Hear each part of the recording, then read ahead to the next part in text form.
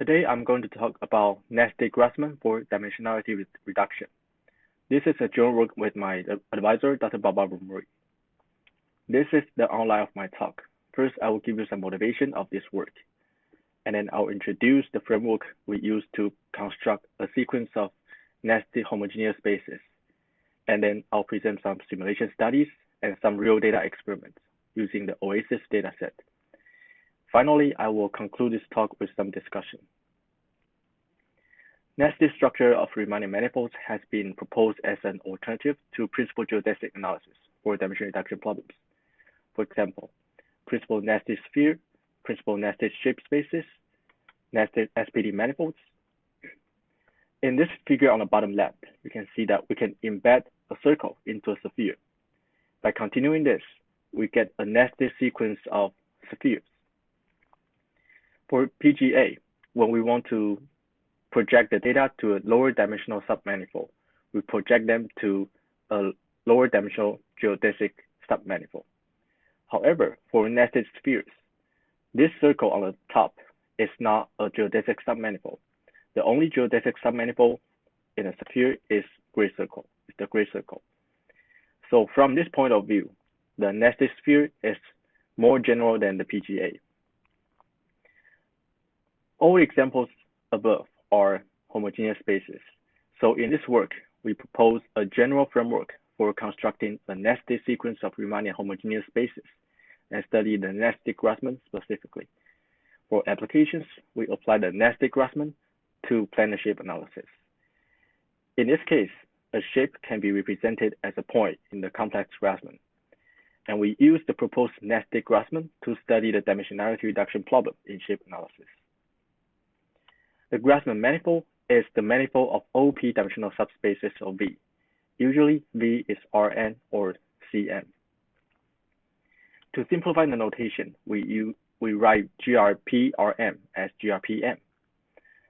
For a point in GRPM, we can represent X by its orthonormal basis, that is, calligraphic X equal to span of X. Whenever we write this notation, we assume that X is orthonormal. Our goal is to define the embedding from GRPM into GRPN, and the projection map from GRPN down to GRPM, or m less than n.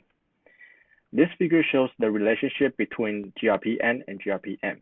So the goal is to find this embedding iota and this projection map pi. To apply the nested Grassmann to dimensionality reduction, we have two different scenarios. The first one is the unsupervised case. Given a set of points on the Grassmann, we want to project them down to a lower dimensional Grassmann, and the desired projection map is obtained by minimizing the reconstruction error. The second case is the supervised case for label data xi, yi, where xi are points on the Grassmann and yi's are labels of xi. The projection map is obtained by minimizing this particular loss function, where A is an affinity function. What this affinity function does is that it gives higher weights to a pair of points where they have same labels and they're close to each other. And it gives lower weights to a pair of points which they have different labels and they're close to each other.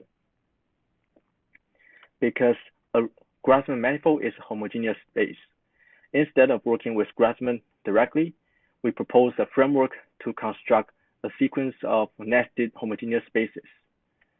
A Riemannian manifold is called a homogeneous space if there is a group G and a transitive group action, such that for any 2 points, X and Y, we can move from X using the group action to Y. In this case, the manifold M can be written as the quotient space G quotient H, where H is the isotropic group subgroup at P. Examples of homogeneous spaces are spheres, SPD manifolds, Stifel manifolds, and Grassmann manifolds. Now this is the recipe to construct a nested sequence of homogeneous spaces. From this figure, we can see that we need an embedding from Gm to Gm plus 1, which we denoted by iota tilde. And from the structure of the manifold, we can find the submersion and the identification map F. In this figure, we can see that the red pad and the blue pad are equivalent. So using this embedding iota tilde and psi and F, we can induce the embedding iota from M sub M to M sub M plus 1. So to summarize, there are 3 steps to construct a nested sequence of homogeneous spaces. The first step is to define an embedding from the parent group Gm to Gm plus 1. The second step is to find the submersion and the identification map. The third step is to induce the embedding from M sub M to M sub M plus 1. Now I'm going to present a very simple example for a nested Grassmann. In this example, we consider P equal to 1 and M equal to 2. In this case, GR12 is the real projective line. A simple embedding from O2 to O3 is obtained by simply augmenting the original matrix. And the submersion from O2 to GR12 is the span of the first column. The induced embedding from GR12 to GR13 is obtained by first augment the original vector by an additional 0 and then take the span of it. So this figure shows what this embedding does. A point in GR12 is simply a line in R2. To embed this point to a GR13, we can put this line in the XY plane of R3. So this is what the embedding is doing. For a general Grassmann manifold, Gm is OM and Hm is OP cross OM minus P. So the first step is define an embedding from OM to OM plus 1. From the example in the previous slide, we can see that the first step is to augment the original matrix O by 2 m-dimensional vectors A and B and a scalar C. And then we can multiply a rotation matrix. And finally, we apply the Grassmann process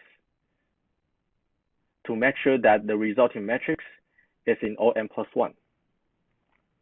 The submersion from OM to GRPM is given by the span of the first P columns of the original matrix. So the induced embedding from GRPM to GRPM plus 1 is given by this equation. So we can further simplify this equation by splitting the matrix R into 2 parts. The first part, denoted by R tilde, contains the first m columns of R, which means that the R tilde is in the Stiefel manifold, and V is the last column of R. There are some important properties of this framework. The first one is that if B is 0, then iota M is an isometric embedding, which means that the embedded manifold is a geodesic submanifold. The corresponding projection map from GRP M plus 1 to GRP M is given by span of R transpose X, where R is from the Stiefel manifold.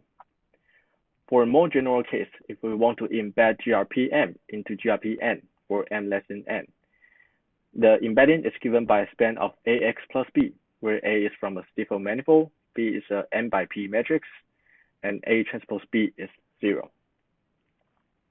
The corresponding projection from GRPN to GRPM is given by span of A transpose X. So this is the relationship between the two manifolds. Now suppose we have a point X in GRPN. We can project them using the projection map pi A, and then we get a point in GRPM, which is given by span of A transpose X. And we can do it in another direction.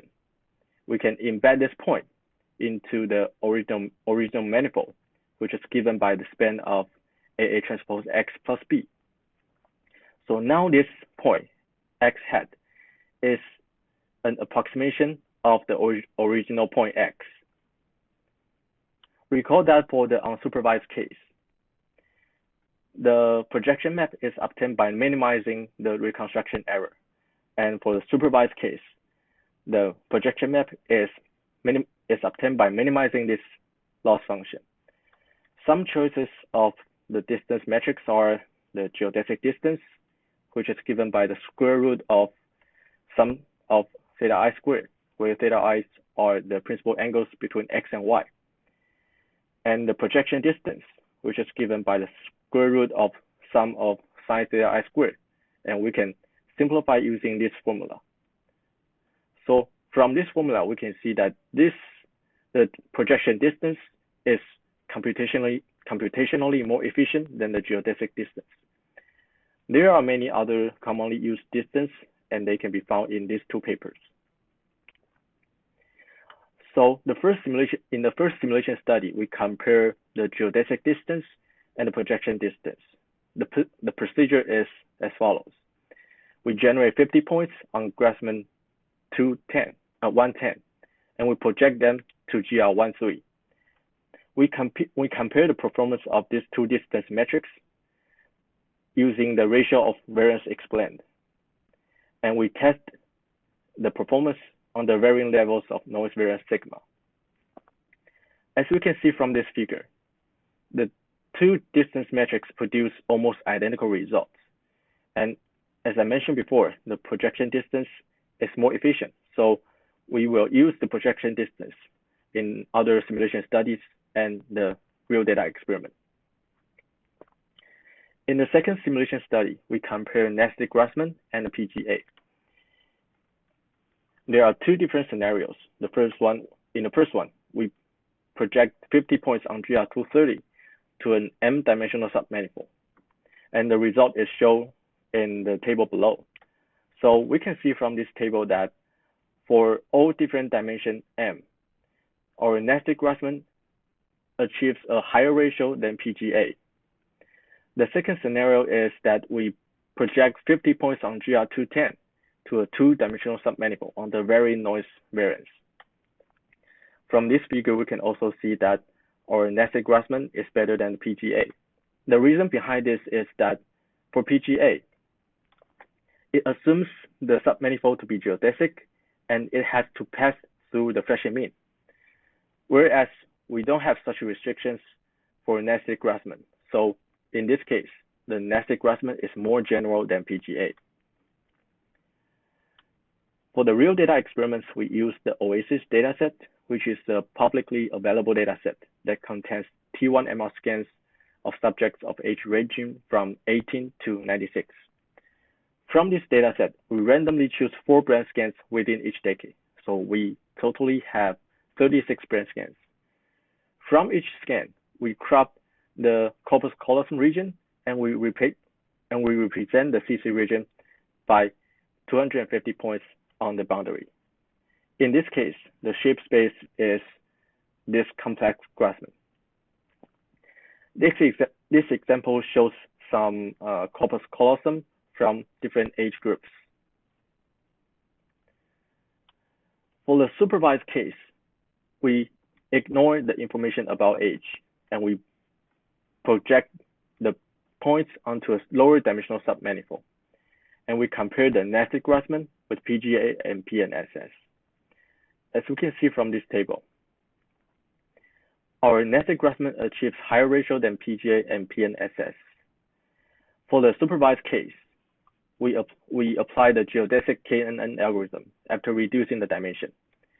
So we can see that if we use the supervised PGA or supervised nested Grassmann, the accuracy increases after dimension reduction. If we use the unsupervised PGA and nested Grassmann, the accuracy decreases after we reduce the dimension. That is because we ignore the information about the groups for these two cases. So if we compare SPGA and SNG, we see that the improvement from SNG is more significant than SPGA. So to conclude this talk, The main contribution of this talk is that we propose a general framework for constructing a nested sequence of homogeneous spaces. And we study nested Grassmann and show that it outperforms PGA in both supervised and unsupervised settings. There are some interesting questions. The first one is that why is the nested manifold better than PGA? The reason is that, as I mentioned before, the PGA assumes that the submanifold is geodesic and it passes through the Fisher mean. Where in nested Grassmann, we don't have such restrictions. As I mentioned before, in the case of nested Grassmann, if the B is 0, the embedded manifold is the geodesic submanifold. But in general, we don't assume B to be 0. The second one is what are the downsides of nested manifolds? For PGA, the dimension of the submanifold is determined by the number of principal components. But for the nested manifold, the dimension of the submanifold is determined by the structure of the manifold. For example, if we want to go from GR210 to GR29, we go from a 16-dimensional manifold to a 14-dimensional manifold. So there's nothing in between. So we're not able to project the points on GR210 to a 15-dimensional submanifold. This happens in almost all nested manifolds. So this is the limitation of the nested manifold. So this is the end of my talk. Thank you.